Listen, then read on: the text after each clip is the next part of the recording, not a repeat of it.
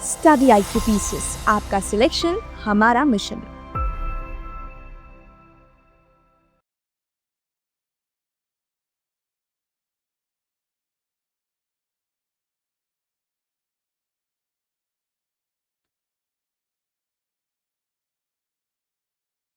बहुत बहुत नमस्कार आप सभी को। स्वागत है आप सभी का इस मॉर्निंग शो में।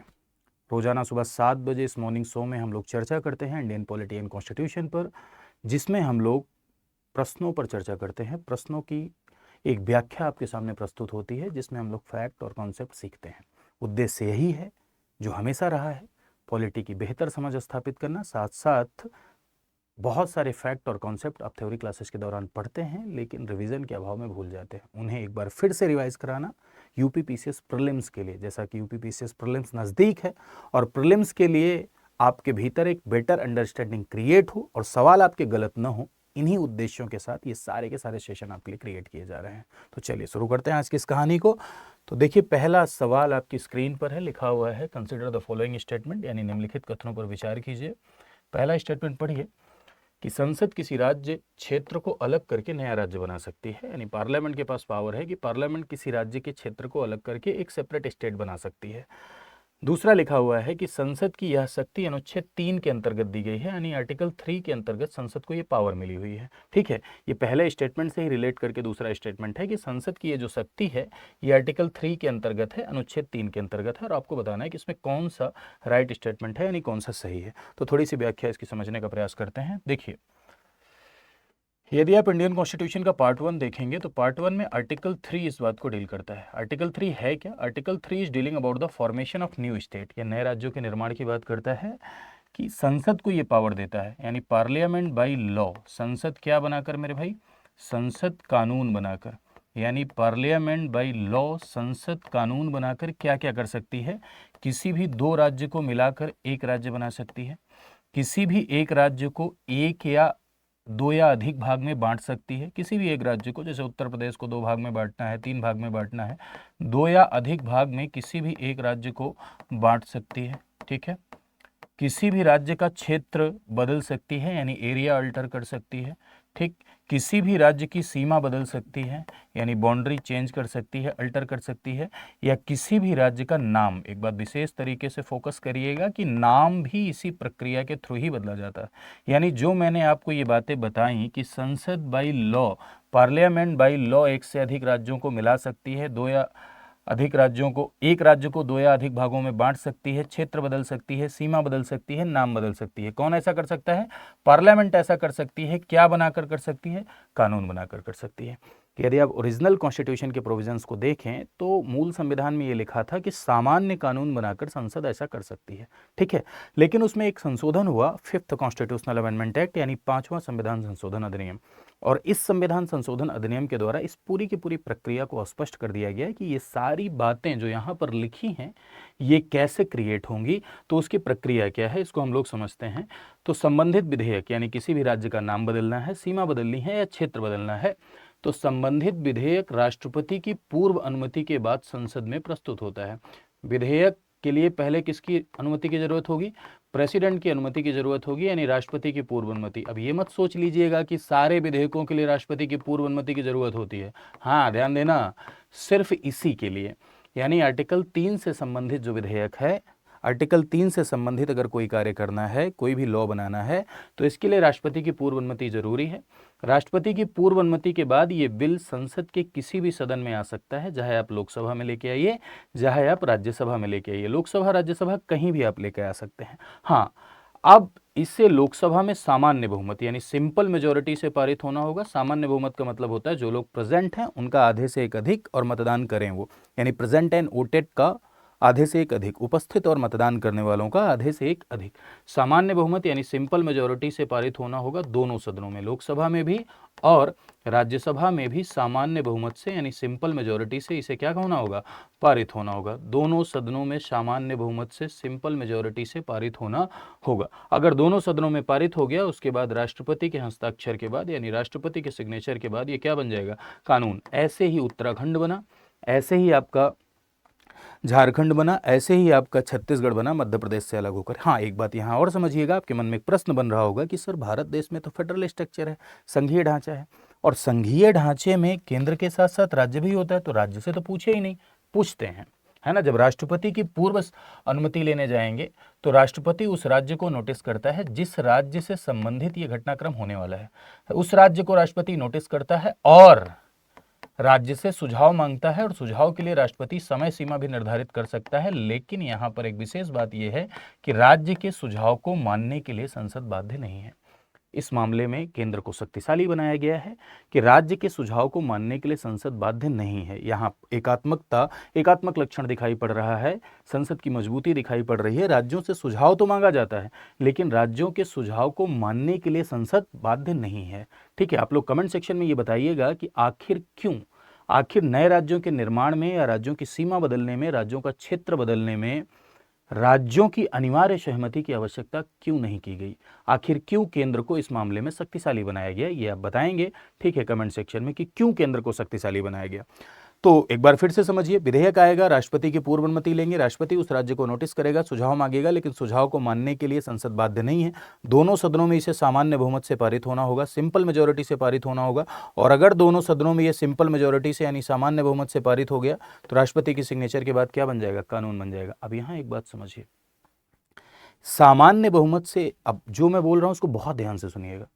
अगर कोई भी संसद में कानून सिंपल मेजोरिटी से पास होता है तो हम उसे सामान्य कानून कहते हैं, और इस प्रक्रिया को सिंपल लेजिस्लेटिव प्रोसीजर कहते हैं। फिर से सुनिए, सामान्य कानून का अर्थ ये है जो सामान्य बहुमत से पारित हो, सिंपल मेजोरिटी से पास हो, और इस प्रोसीजर को सामान्य विधायी प्रक्रिया यानी सिंपल लेजिस्लेटिव प्रोसीजर कहते हैं।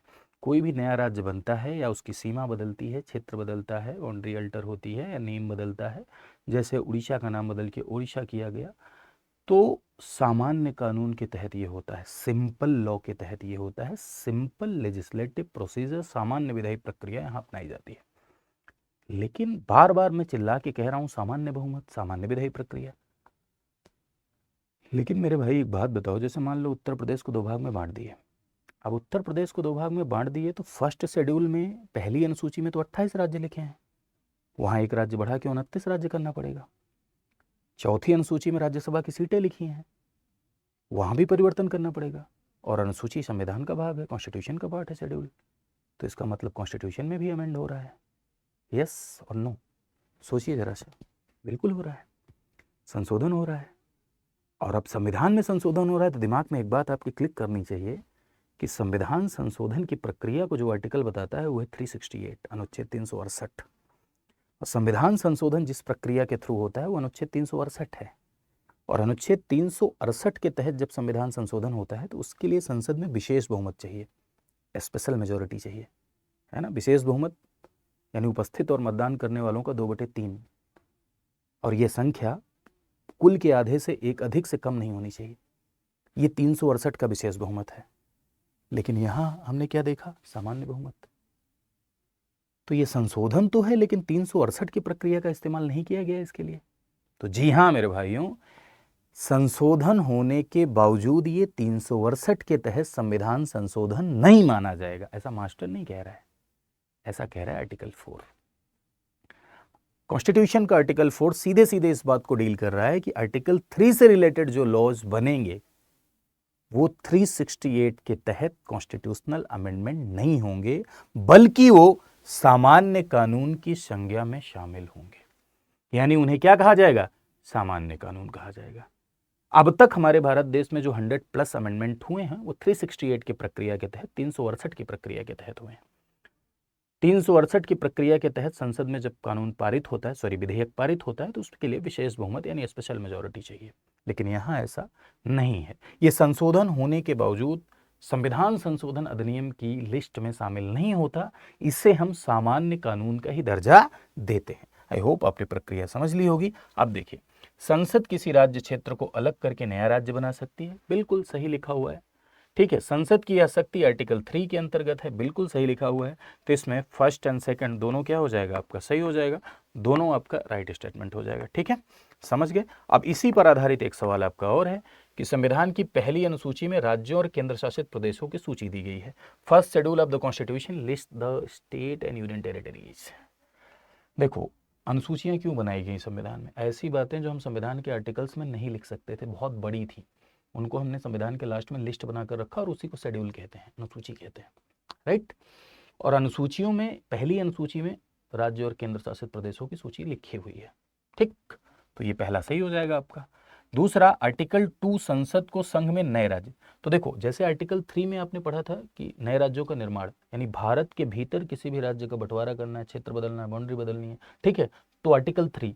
वैसे ही आर्टिकल 2 क्या है कि जैसे मान लीजिए भारत से बाहर का कोई क्षेत्र है, ये क्षेत्र है भारत से बाहर का है, इसको शामिल करना है भारत में, तो आर्टिकल 2 संसद को ये शक्ति देता है कि संसद इस क्षेत्र को भारत में शामिल करने के लिए शर्तें और सीमाएं तय कर सकती है। फिर से सुनिएगा, आर्टिकल 2, रट्टा मत मारो, आर्टिकल 2 राज्यों कबीले राज्यों कबीले राज्यों कबीले, ऐसे नहीं समझना है, कॉन्सेप्ट समझिए। किसी भी क्षेत्र को भारत में शामिल करना है तो आर्टिकल 2 संसद को ये पावर देता है कि संसद उसके लिए शर्तें और सीमाएं निर्धारित कर सकती है, यानी कंडीशन और लिमिटेशंस निर्धारित कर सकती है। तो आर्टिकल 2 में लिखा है संसद को संघ में नए राज्य सम्मिलित करने का अधिकार देता है, राइट स्टेटमेंट है, बिल्कुल कोई दिक्कत नहीं। आर्टिकल 4 कहता है कि अनुच्छेद 2 और 3 के अंतर्गत बनाए गए कानून संविधान संशोधन माने जाएंगे। बस देखो, यही खतरनाक जाल दिखाई पड़ रहा है, यही मामला गड़बड़ा जाता है। तो मैंने आपसे क्या कहा, आर्टिकल 3 से रिलेटेड कोई भी लॉ बनेगा तो 368 के तहत संविधान संशोधन नहीं माना जाएगा। और साथ ही साथ आर्टिकल 2 के लिए भी आर्टिकल 4 में लिखा है कि अनुच्छेद 2 और 3 से संबंधित कानून, यानी any law related to article 2 and 3 संविधान संशोधन नहीं माने जाएंगे। और यहाँ क्या लिखा है, माने जाएंगे। ये स्टेटमेंट आपका क्या हो जाएगा, गलत हो जाएगा। तो आंसर आपका हो जाएगा फर्स्ट एंड सेकंड। लेकिन एक बात यहाँ पर और मैं जोड़ना चाहूँगा, मैंने आपसे कहा कि आर्टिकल 2 और 3 से संबंधित कोई भी कानून बनेगा तो वो 368 के तहत संविधान संशोधन नहीं होगा। अब इसमें एक समस्या ये उत्पन्न हुई कि यदि किसी क्षेत्र को भारत से बाहर किसी राज्य को देना है, तब क्या ऐसा हो सकता है? तो एक वेरुवरी क्षेत्र था, उसको लेकर विवाद बना, तो ये मामला सुप्रीम कोर्ट पहुंचा और सुप्रीम कोर्ट ने यह निर्धारित किया कि अगर किसी क्षेत्र को भारत से बाहर किसी विदेशी राज्य को हस्तांतरित करना है, यानी किसी इंडियन टेरिटरी को किसी फॉरेन स्टेट को ट्रांसफर करना है, तो ऐसे में सिंपल लॉ बनाकर आप ऐसा नहीं कर सकते। सुप्रीम कोर्ट ने दो चीज की सलाह दी थी। एक तो कहा था या तो आपको ऐसा करना है तो आर्टिकल 3 में अमेंड कर दो, या आप 368 के तहत विशेष बहुमत से ऐसा करो। तो गवर्नमेंट ने क्या माना, 368 के तहत विशेष बहुमत। फिर से सुनिए कंक्लूजन, यदि किसी इंडियन टेरिटरी को, भारतीय क्षेत्र को, विदेशी राज्य को, फॉरेन स्टेट को ट्रांसफर करना है, तब जो कानून बनेगा वो सामान्य कानून नहीं होगा, बल्कि 368 के तहत संविधान संशोधन करना होगा। Example, 9th constitutional amendment act, 9वां संविधान संशोधन। भारत पाकिस्तान के बीच में समझौता हुआ था 1951 में, और उस समझौते को लागू करने के लिए वेरुवरी क्षेत्र को सौंपा गया। 100वां संविधान संशोधन, कौन सी हसीना थी वो, बांग्लादेश की, हाँ, शेख हसीना। तो शेख हसीना और मोदी जी के बीच में समझौता हुआ था, देखो, भारत बांग्लादेश। तो कुछ क्षेत्र हमने बांग्लादेश को दिए थे, बांग्लादेश से कुछ क्षेत्र इधर लाए थे। तो 100वां संविधान संशोधन ये 368 के तहत हुआ था, यानी विदेशी राज्य को यदि ट्रांसफर करना है, सामान्य कानून से काम नहीं चलेगा, बल्कि विशेष बहुमत से पारित करना पड़ेगा। आई होप आप समझ गए होंगे। आई होप आपको ये सेशन अच्छा लगा होगा। अगर आपको ये सेशन अच्छा लगा हो तो कमेंट सेक्शन में जरूर बताइएगा कि आपको कैसा लगा। ठीक है, साथ साथ अपने दोस्तों के मध्य शेयर भी करिएगा, जिससे प्रीलिम की तैयारी करने वाले सारे अभ्यर्थियों को लाभ हो सके। हम लोग लगातार इसीलिए MCQ सेशन कर रहे हैं कि प्रीलिम की जो लोग तैयारी कर रहे हैं उनका रिवीजन हो सके और उनके भीतर एक बेटर अंडरस्टैंडिंग डेवलप हो सके। तो हमारा पूरा स्टडी IQ परिवार, मैं, विवेक सर, वैभव सर, सब लोग लगे हुए हैं आपके लिए कि आपका प्रीलिम बेहतर जा सके। तो आप लोगों से भी सहयोग अपेक्षित है कि आप लोग जो है शेयर करेंगे, सब्सक्राइब करेंगे, और अपने दोस्तों के मध्य, रिश्तेदारों को नहीं भेजना है, दोस्तों को भेजना है जो लोग तैयारी कर रहे हैं। ठीक है, और वो भी आपकी इच्छा के ऊपर निर्भर करता है कि अगर आपको अच्छा लगता है तो आप शेयर कर सकते हैं, इसके लिए कोई बाध्यता नहीं है। साथ ही साथ ध्यान रखिएगा कि शाम 7 बजे Monday to Saturday Indian polity का MCQ सेशन चलता है इसी प्लेटफॉर्म पर, इसी यूट्यूब चैनल पर, और जिसमें हम लोग प्रश्नों की श्रृंखला के साथ चर्चा करते हैं। चर्चा का उद्देश्य होता है आपके भीतर पॉलिटी की एक बेहतर समझ स्थापित करना। एकदम प्रश्नों का पोस्टमार्टम होता है, एक प्रश्न पर 3-4 मिनट की व्याख्या होती है जिसमें सारे डायमेंशंस क्लियर हो जाते हैं। तो इससे जुड़ना ना भूलें, रोजाना शाम 7 बजे लाइव, ठीक है।